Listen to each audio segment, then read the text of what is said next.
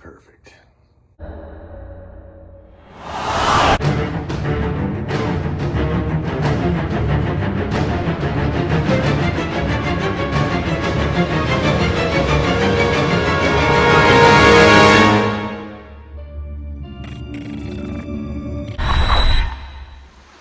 Welcome back to the Flour Gold Wizard channel. It is chilly out here, 33 degrees. Winter is on its way. We've got a nice fall day though. I don't mind this weather one bit. You get down there with a shovel and you don't even think about working up a sweat. I'm at a new location today. Let me flip the camera around and show you what we got going on here. This here, I actually did a little filming this summer, and I found some pretty darn good gold, including a couple of larger pieces, but I didn't have my new sluice. So I was basically just doing some panning, and nobody else knows about this spot. And there's twists and turns, and they go up and around, and this baby has lots of drops in elevation and all kinds of logs going all the way across. And you'll see once we get up there a little bit further that there's huge boulders and everything you'd want to see in a gold bearing glacial tilled creek. I mean, something that's helping you drop the gold out. So I'm gonna gather up my bag and my dog, and we're gonna head up a creek a ways here and find somewhere to set up my sluice. Back in a bit. Look at that dog of mine. He's a good prospector, that one there. Well, there's a spot I might give her a whirl. I don't know how much material I'll be able to get out of here. It looks like there's a lot of boulders and such. I'm right in the middle of a big boulder field here. Let me walk up into the woods here just a little bit. And I'm kind of right in the middle of all kinds of these big son of a guns here. And just for a size reference, there's my hand. Those are some big ones. And they're kind of scattered off into there and over in the creek over there. And then they it looks like they all kind of push off that way a little bit. Well, there's some big ones here. And there's a great big giant one right there. That's about as big as my gobble darn garage almost. So, and I've filmed here in the past, and probably the only guy that I think is going to remember this spot here is one of my main guys, Chris Lilly. He recognizes everything. So I'm going to try to set my sluice up in here. Actually, I think first what I'm going to do is see if I can locate some material. A lot of times when I find spots like this, and especially with the water being so high right now, it's tough you can't see the bottom. So I don't know if I'm standing on a great big deposit of gravel or, what's down there. The water's all stained up, with tannin, tree tannin, and there's a decent amount of iron content in this water. So let me do a little experimenting, and if we can't here, we'll set it up somewhere else. Back in a bit. On this gall darn log right here with Big Rigby. And I've probably got, I don't know, 20 or so shovels through this sluice over here. And what I did was I did end up moving some big rocks. That one there, and that one there, and that one. And a few more smaller ones right out from behind where the flow is going right here.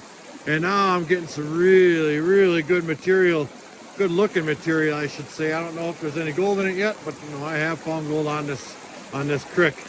And now I'm down a little bit, probably 1.5 feet or so. Look at this shovel here. I just hit a layer of clay right here. Right there. And look on that, right there. Let me get my finger on there. You see that shiny stuff right there? That is some pretty interesting stuff. That doesn't look like your typical mica. That almost looks like super fine flour gold to me. Although it'd be extremely unlikely, it sure does look interesting. But it was a nice note that it's sitting right on top of this clay layer here. And this material is really red, and it's starting to get black right here. And then all of a sudden it turns into clay. So maybe we're onto something right here. That is absolutely black sand, and some other kind of material. I guess I'm just not sure. So I'm gonna run 30 more shovels through that thing. I like to run 50, and we'll see what we get. Back in a bit.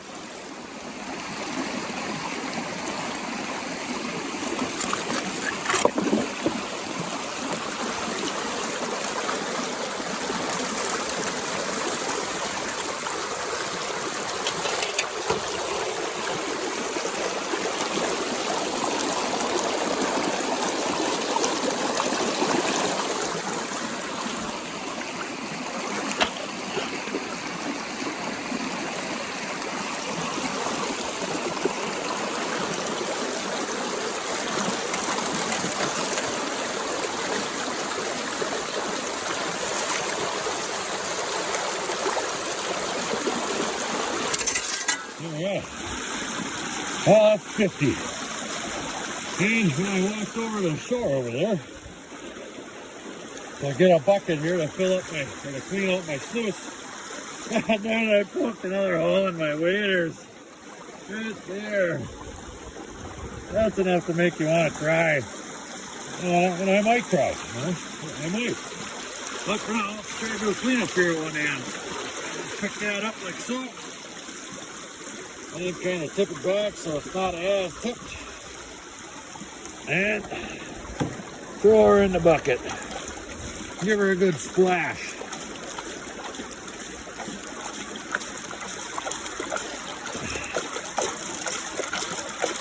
There we are. Alright, I'm going to get that up on the shore over there, and hopefully I can poke some more holes in my waders. Let's go. We'll see if we got anything. If not, we'll find somewhere else. And if we are finding something, well, guess what? Go time. Back in a bit. And the cleanup. Wait till you see this. Just wait. Just look at it all right there. Look at all that. I know, there ain't nothing. God darn it. Well, you win some, you lose some. I imagine there's got to be a particular reason or another that there's nothing in there. What it is, I couldn't tell you. But God darn it, I have found gold in this creek before. Downstream on the other side of the road in particular. But I want to work up on this side. I got to find out where the gold is around here, or where it's coming from, and the like. So I'm gonna grab my stuff. We're gonna head up that way because there looks like there's some really good locations up there. And I only killed maybe an hour and a half in this spot here. So I think we're still in good shape here. Let me grab my stuff and we'll move on back. Well, we've been walking a ways now. And it's just more and more and more of the same stuff. Big boulders. Those are 4 or 5 foot across over there. There's my dog. Those are some big ones. And just as far as you can see, let me get hiking up here. I'll try to put in second gear for you. It's just the same stuff. I mean, possibilities and possibilities. Maybe if this water wasn't so high, it never quits raining. Let me bust through the woods here.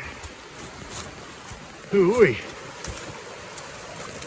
But there are absolutely some gorgeous spots up in here. What some nice country. As I'm filming this, my buddy Mike Portner down in Arizona just texted me that he might be moving back to Wisconsin. Well, Mike, that would be awesome. I miss my partner Mike. All right. Ooh-wee. Well, I don't know. Some of this, it's hard to tell. I don't know if any of this is bedrock or not, but I mean, you talk about just tasty areas. It doesn't end. It just goes and goes and goes. I mean, as far up as I can see that way, it's just rapids and giant boulders. I see a boulder up there that looks like it's about 20 feet tall. I'm gonna turn the camera off and head up there. I gotta see that up close. Back in a bit. And we made it up to that big rock. And it's just more of the same. It's just, this creek is just blasting through giant boulder fields. There's another big slab of bedrock running off right here. And I think what I may have just crossed an old channel right here.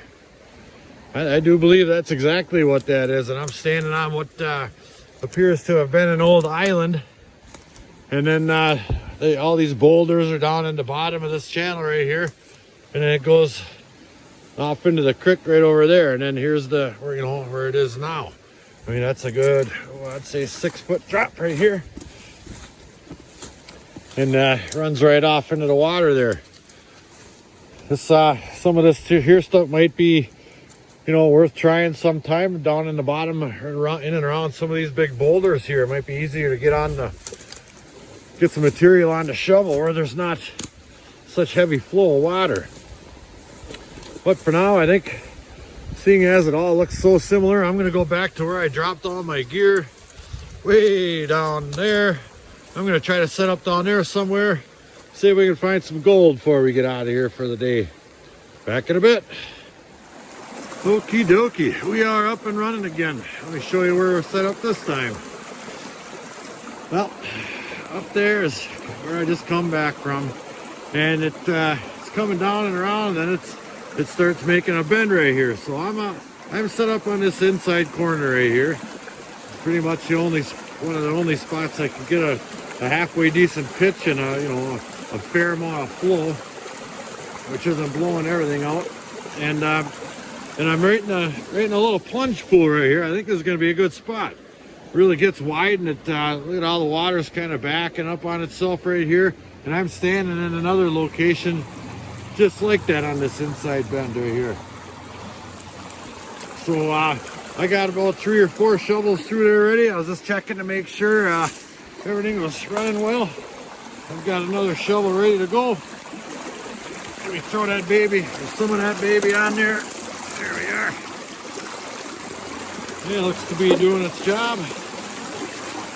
Yeah, we'll throw another 50 in this baby here and see if we can't get a couple ounces this time. Back in a bit. All right, we've got a little bit better results than we had the last time here. As usual, I'm using this for a safety pan here, my big super sluice. And here's what we got. I got bubbles, some jet dry in there. Come on. We got a little bit of gold. Let me spin that around. There we go. Come on, geez. There, look at there. There's about 20 pieces in there. Those are so minute, small. I mean, they make the gold at the beach look like giant nuggets. These things are so small. I mean, they fit inside of that little scratch in the pan. That's how small them things are. But I don't care. That's gold, and it come right out of that plunge pool over here. And I ended up moving. There was a great big huge flat rock right about there, and I was able to move that and kind of slide it off, and it's kind of down on the bottom over there flat, and there was a lot of gravel underneath it, and just tons and tons of black sand. When I was putting it on that sluice, you could see the black sand separating out, I mean, instantaneously. So I think we found the key to all these boulder fields. You really got to find some slack water, like zones like that there, and then where it's gravel and not just muck. And I'm right on the downside of this great big giant piece of bedrock going off into the creek right there. So I wouldn't imagine there'd be anything laying in there anyway. So I think we picked the right spot. But I'm just getting a little later in the day, and we're gonna get the heck out of here. I'm getting hungry. Rigby, I think he's getting hungry. So we're We're gonna suck this up with the snuffer bottle, and guess where that's going? In the can. All right, now that we're back to the shop, I wanna go over some mail I got from my buddy Gary out in Maryland. I'll put a link to his channel in the description below. But for right now, let's take a look at what he sent. He sent me this nice handwritten letter here, a couple of them. And I went ahead and I opened all this stuff up ready for length of video purposes. And he, sent me, Mia, his granddaughter, sent my girls some M&Ms there. And I got some sunflower seeds and jerky and a little bit of Tennessee honey. There's a little note on there, right there. It said cut demand tape, and there's some duct tape on there if you're thirsty. And that little bottle of booze was wrapped up in there like that. You goofball. And look at there. When me and him were prospecting up in Michigan, he was videotaping me getting attacked by bees. And he went ahead and he sent me some sting relief. They're pretty clever. So I do thank Gary. This here was in a bag of black sand, and it's not so tough stuff. No water needed. Well, there wasn't either. I threw all that black sand in a pan and panned it out, and I'll show you what I got. Wow, that was one heck of a nugget. Thank you, Gary, for throwing that in there. I mean, thank you for all that stuff. What a nice gesture. I'm glad you're my friend. You're one cool cat. As far as what's coming up, it's fall. It's all of fall, and winter won't be long behind now. We may be wearing snowshoes and digging tunnels to where we got to prospect, but we will prospect all winter long. Do stay tuned for that. So until the next episode, like, share, subscribe, and please do leave a comment. I do appreciate each and every one. And if you like, hit that thumb up right there, please. Flower Gold Wizards, out.